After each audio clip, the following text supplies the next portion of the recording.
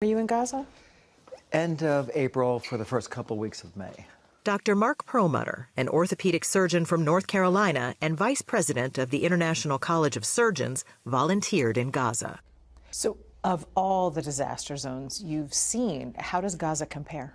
All of the disasters I've seen combined, 40 mission trips, 30 years, ground zero, earthquakes, all of that combined doesn't equal the level of carnage that I saw against civilians in just my first week in Gaza. And when you say civilians, is it mostly children? Almost exclusively children. I've never seen that before.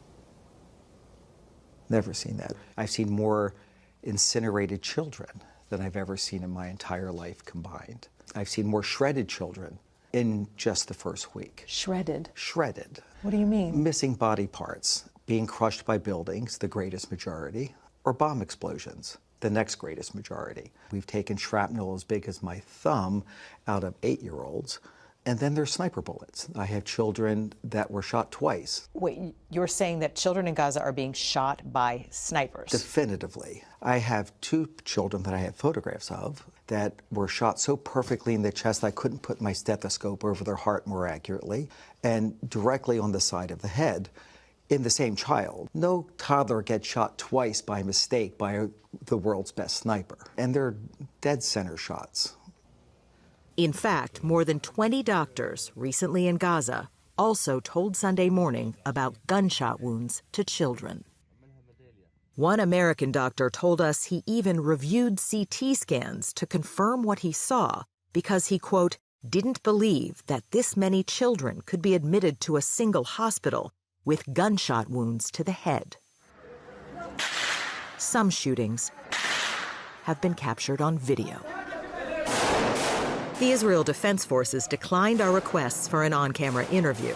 But in an email, a spokesperson told CBS News, quote, the IDF has never and will never deliberately target children, adding, quote, remaining in an active combat zone has inherent risks. And the IDF stressed that it calls for the evacuation of civilians from combat zones.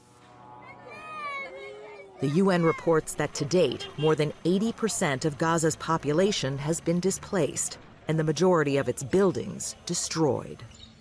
A reality which has taken its own toll on the well-being of children. What about the emotional wounds? How can you measure that? I can't measure my own. How do you be an orphan and watching your family, melted in front of you and shredded in front of you? How do you fix that? Ever fix that?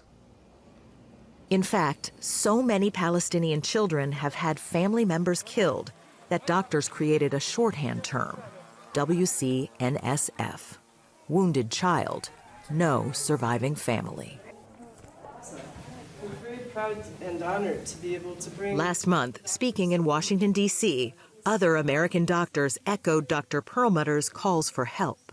We've described it as a catastrophe, a nightmare, a hell on earth. It's all of these and worse. We didn't even have hand sanitizer or alcohol or soap most of the time. And while we're there, we're listening to, aid is getting in.